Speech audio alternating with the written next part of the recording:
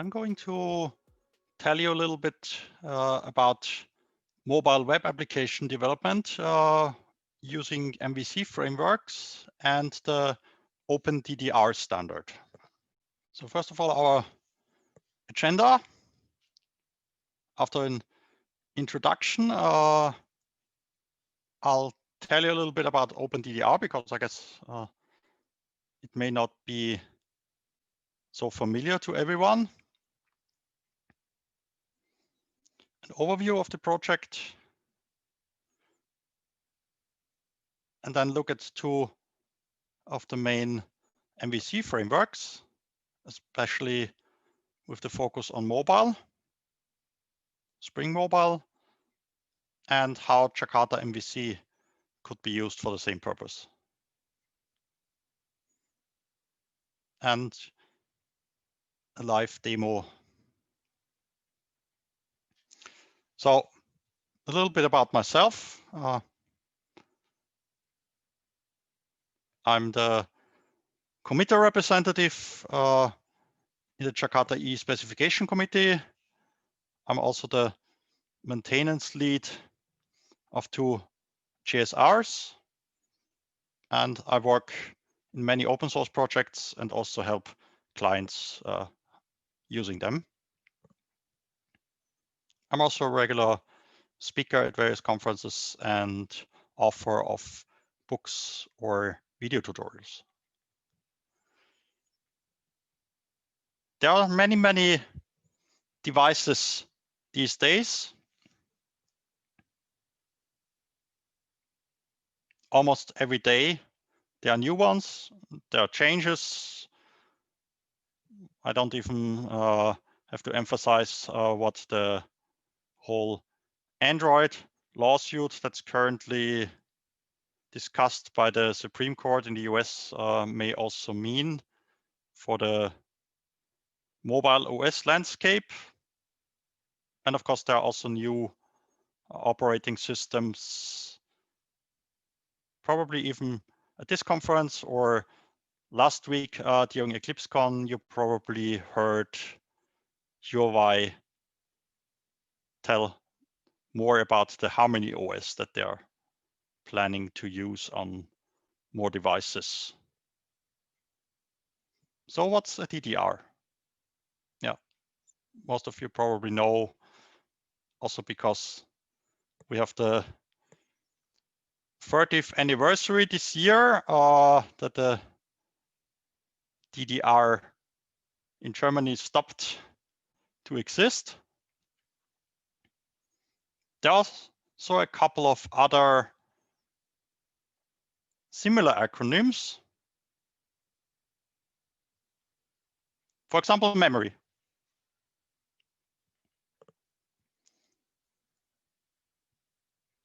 But we are actually talking about the W3C spec called the Device Description Repository.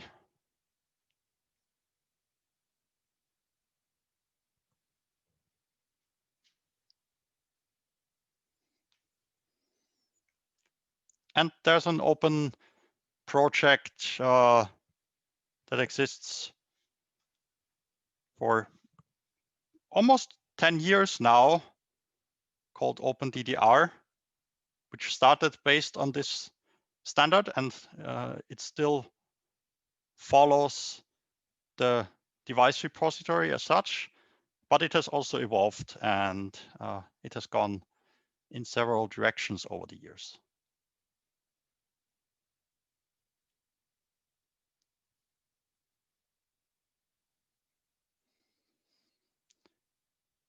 When the former Werfel standard was taken away from the open source community, also almost 10 years ago, around 2011, and it was turned into closed source that you have to subscribe and you're no longer able to see the sources. Members of the community that were using it before started a new initiative under the name OpenDDR in August 2011. So Werfel, like some of the other competing approaches, is not really open source anymore. There may be some trials and freebies, but if you want to use the full repository, then you usually have to pay for all of those. Shortly after OpenDDR started, the Apache Foundation and members and committers became aware of it, and they had some similar ideas, especially around Adobe. So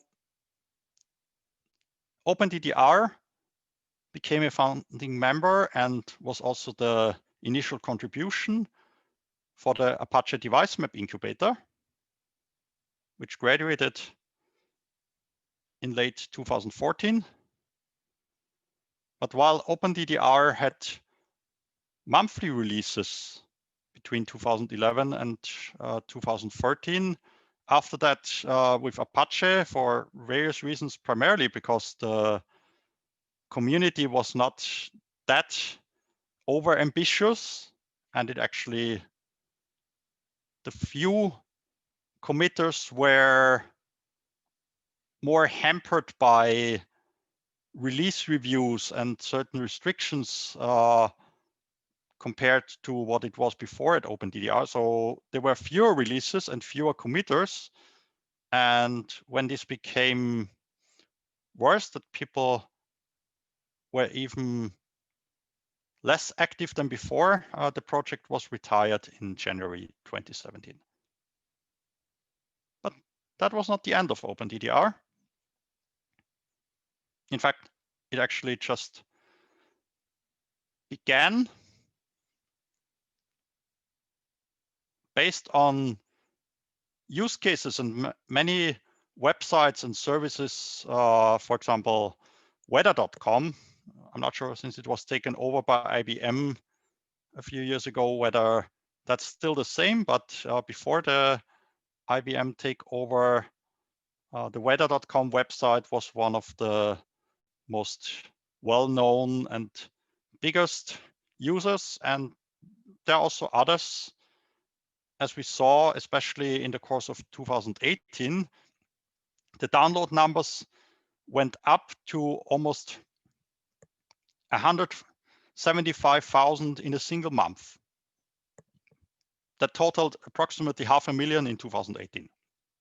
In 2019, it was still 6-digit, although it went slightly down. In 2020, COVID-19 also affected some of those top sites, and maybe some of them probably found it sufficient to use things like reactive CSS. So the device repository may be an overkill for certain sites, and there are also technologies that are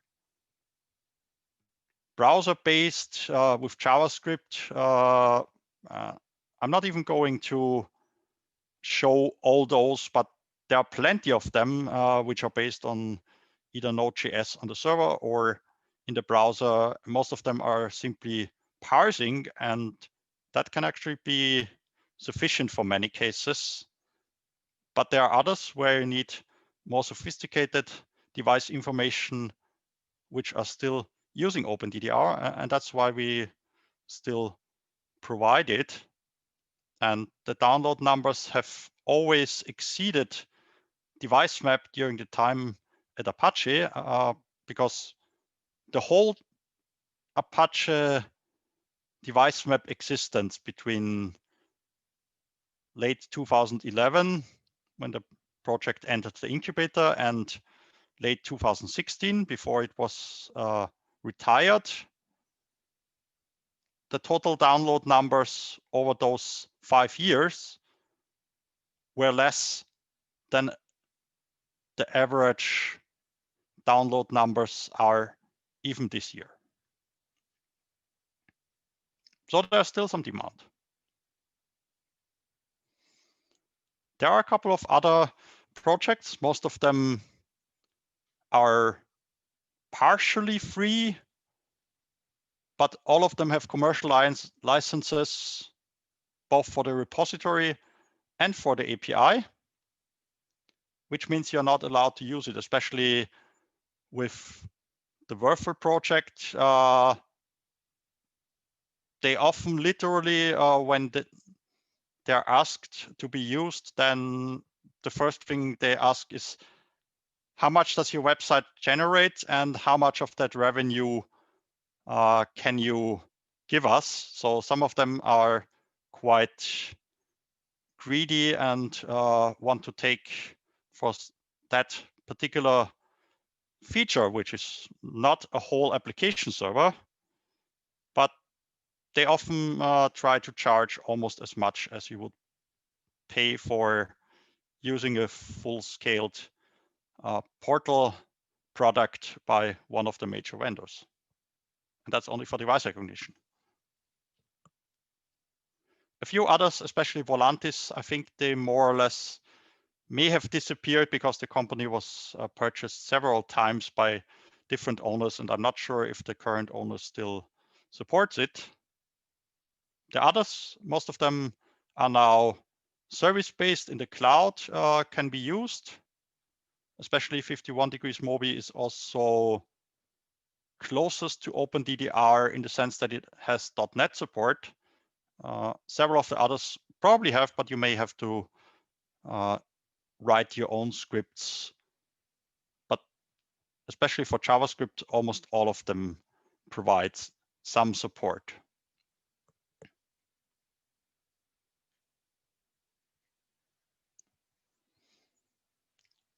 OpenDDR is based on the W3C DDR spec.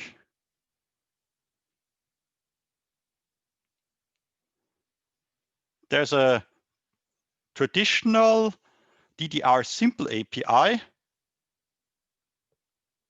which is also, if you want the reference implementation of the DDR simple API in OpenDDR.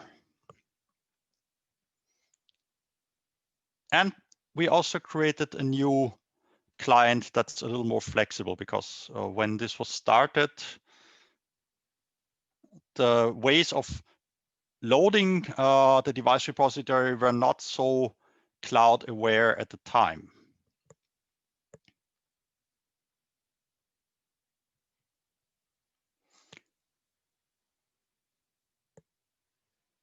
So OpenDDR looks at your device as a combination of three aspects: the physical device, the operating system, and the web browser.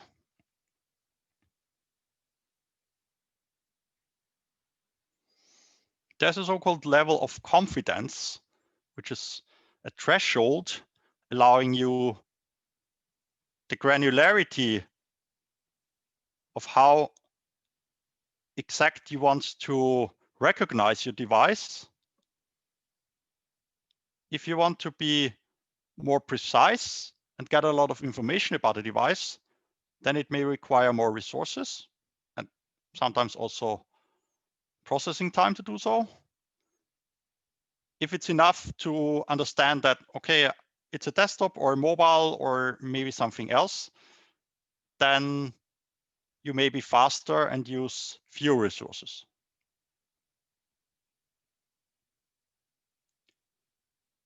You can also patch the data, so you can build on the existing data contributed by the community and then add your own, which makes it very flexible. So you can contribute it back, of course, but the Apache license and our project and the community, we don't force anybody to contribute something back. So if they had some way specific device that they don't want to share for whatever reason, then they can just patch it and keep this patch in their own private cloud or on their dedicated system, and they don't have to contribute it back.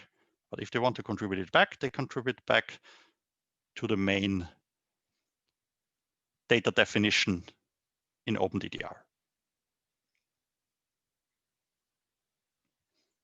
This load test, you have to take with a little bit of salt and a caveat, because as mentioned, Waffle is no longer available as open source.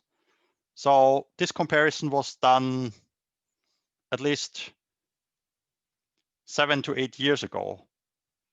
So it only shows that OpenDDR, by limiting the vocabulary, has always been more efficient, but you may probably now find also some proprietary closed source Waffle APIs that do something similar, but of course we don't know the source of that and we are not looking at it. So that's why we compared it with the last version that was available open source, even though that comparison may be slightly outdated. That's why I'm also not showing the graphs, but basically OpenDDR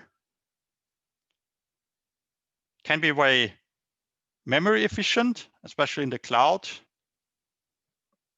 And it can also be time efficient if you limit the vocabulary to meet your purposes.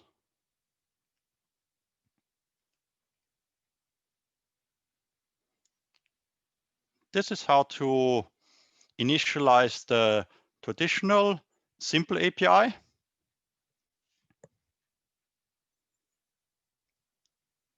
So it's very file-based, and it usually does not support the idea of retrieving the device data from a different place. So it usually has to be in your local file system, or it could be on a share, but it did not support, and the creators of the W3C DDR spec at the time did not foresee that you might like to load it from a completely different URL or somewhere else. That's why mostly during the time at Apache, we came up with a different new Java client. The object is called the classifier. And here the data can be loaded from almost everywhere. It can be a URL, like on the website. This URL, for example, works. It can be a jar file, also either downloaded or locally in the file system, or it can be an exploded jar based on a folder.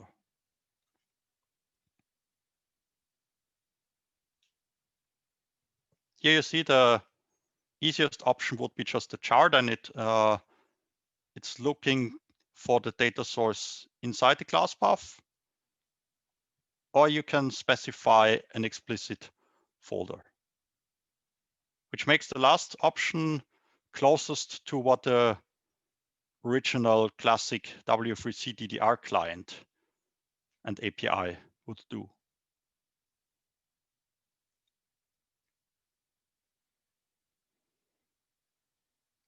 Just for the sake of completeness, I'm not going to show that here because it's a Java conference, but OpenDDR also has .NET clients and APIs based on either C# or Visual Basic.NET.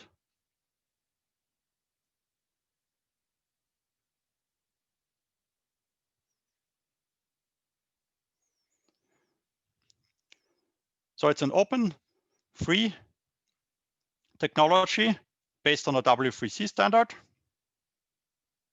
Although maybe a little older, but so are others like HTML, which evolved several times, but most of them were created even before the W3C OpenDDR standard.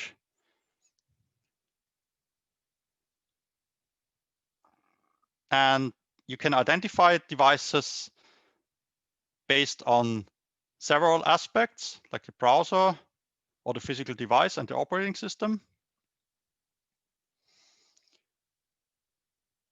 It's relatively easy to migrate because, as mentioned, if you use the folder option, then you can migrate from the classical W3C DDR implementation to the new classifier, or the other way around, should that be necessary.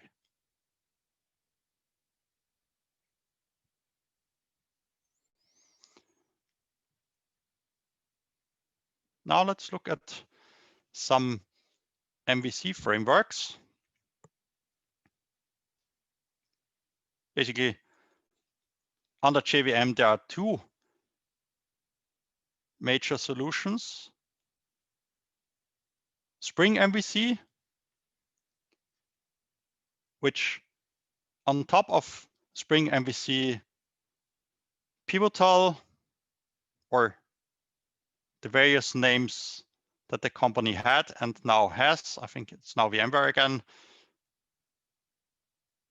they created Spring Mobile on top of Spring MVC, and at least when it started, it offered several device definition repositories, including the then still open source Werfel.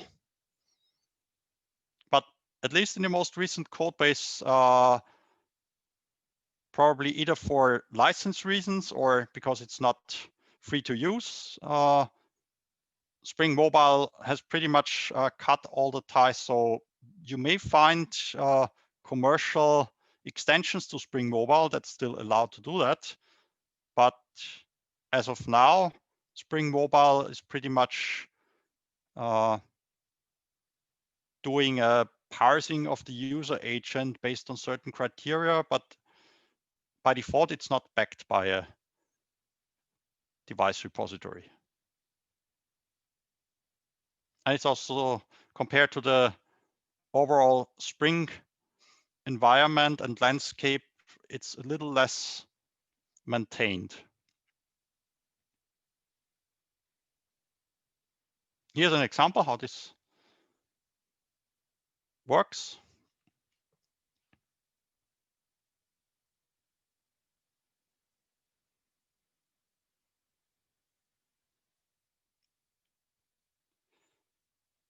There's another element called site preference, where you can store the preference and say, okay,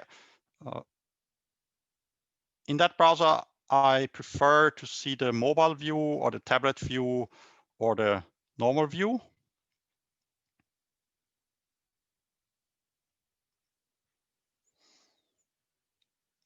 And you can perform device-aware view resolution and delegates.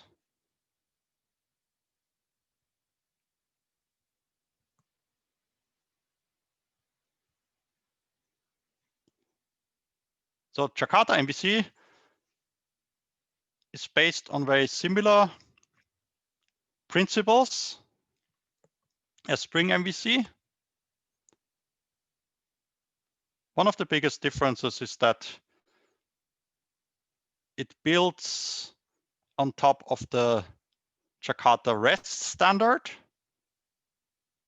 So it's not a full replacement for component-based frameworks like Java server faces, but it allows you to use them as a view, but you can also use other views, for example, templating engines like TimeLeaf. So you're quite flexible, and the core dependencies are smaller because you don't really need servlets or Java server faces. If you prefer to use a different view approach, then that also allows to have a smaller footprint compared to also Spring MVC. Now let's look at some code. First of all, here's OpenDDR as a console application.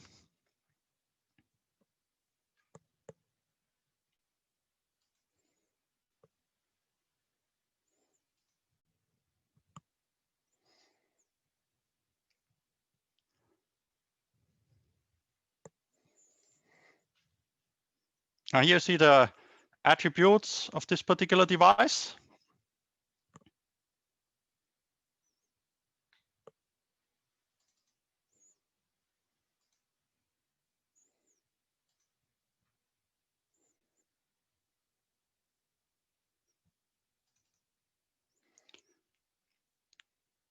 And here as comparison, another device which is a mobile phone.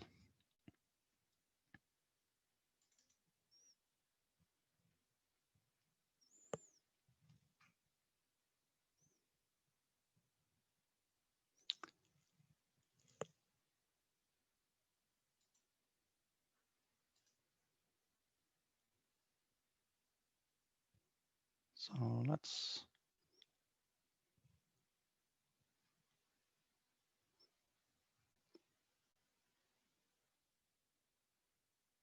now start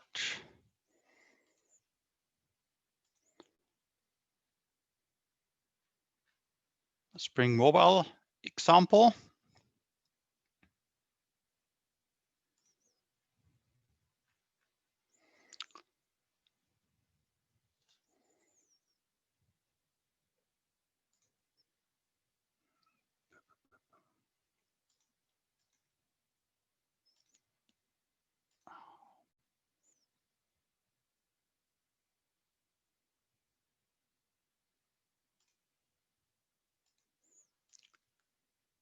So it's pretty straightforward. A Spring Boot application.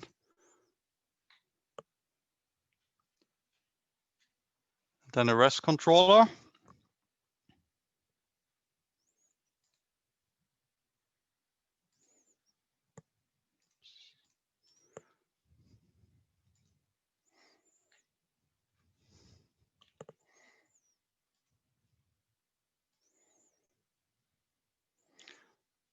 So now we see the normal desktop device. And if I choose a different user agent by plugging it into Chrome, then you see that the device is recognized as mobile.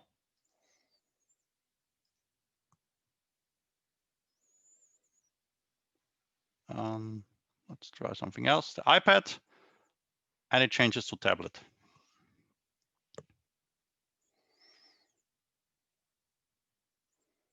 You can actually try out, although this is not using Spring Mobile at the moment, since Spring Mobile is also not so actively maintained.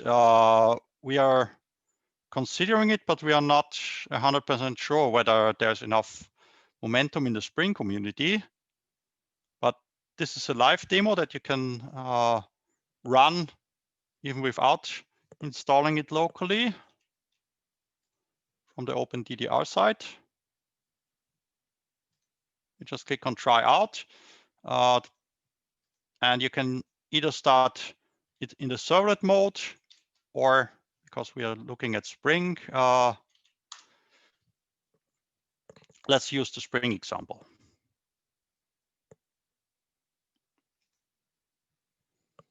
And this gives you the same information, but here as a JSON string about the current device. So it also recognizes the iPad.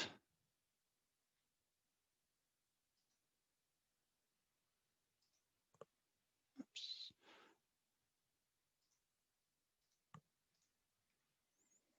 And now that I switched over, it also switched to Android, which in this case is just the Nexus 4, so the generic Android-based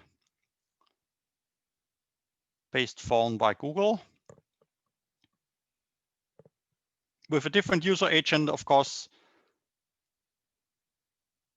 if it's a recognized device, then you would get more information.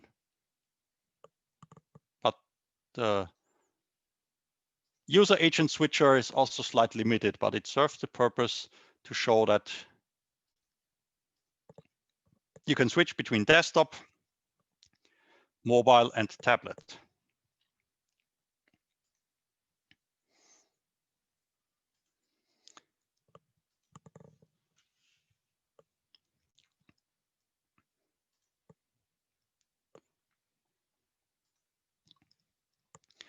Unfortunately, the demo gods were not so kind, and there's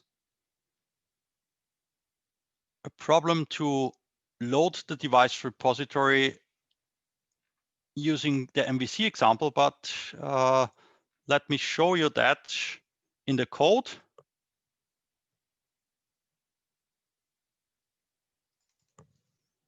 And you see that the principle is quite similar to the Spring example.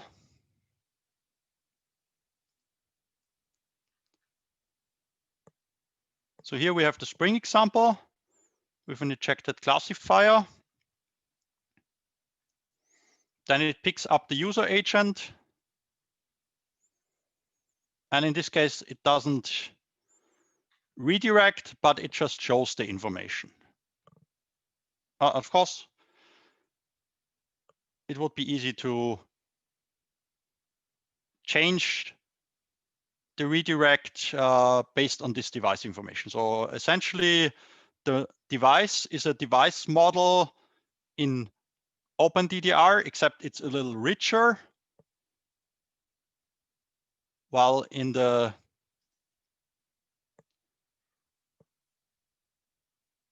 device object here in the Spring framework,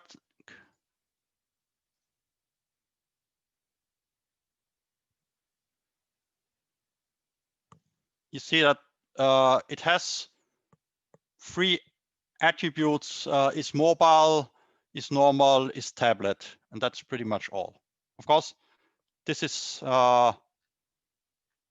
determined parsing the user agent, but out of the box, this light device resolver does not use any sufficient device repositories. But of course, you can implement this device interface, and there may be different solutions also based on, for example, the Werner Cloud or 51 Degrees Mobile or Device Atlas, which in the commercial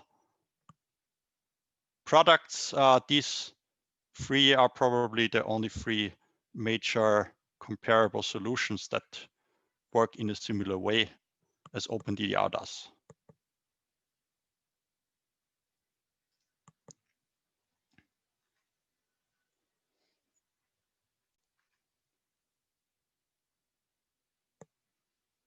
So that's also what this example should do, but unfortunately there's some issue picking up the device repository. But that's a live code. It's basically live hacking if you want, and you can try it out, and I will also publish the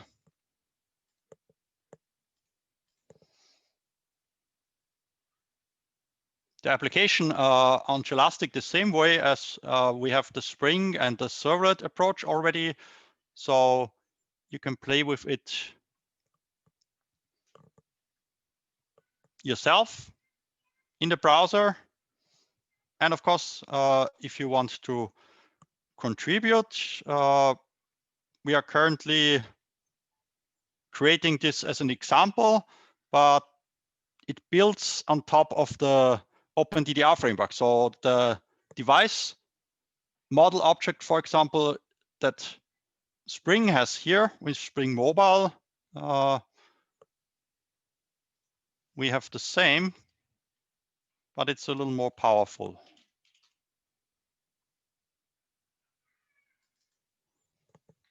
Because it's backed by the actual attributes.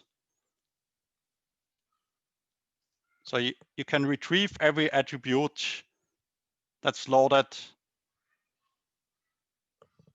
So you get a little more than just it's mobile. So depending on the type of device, for example, should you be able to run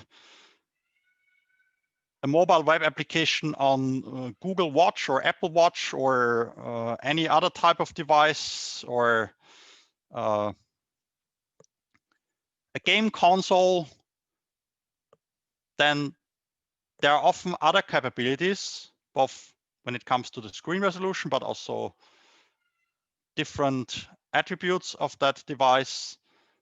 And thanks to the DDR and OpenDDR device repository, you can get more of those informations depending on your device and your need. While the Spring Mobile more or less only has these 3 flags. Here are the main links. The OpenDDR project can be reached under openddr.mobi. Our GitHub project and organization is also called OpenDDR Mobi. There's a mailing list using Google Groups. And here's the Jakarta MVC and a link to Spring Mobile. Thanks for attending and enjoy the rest of the week at JCON.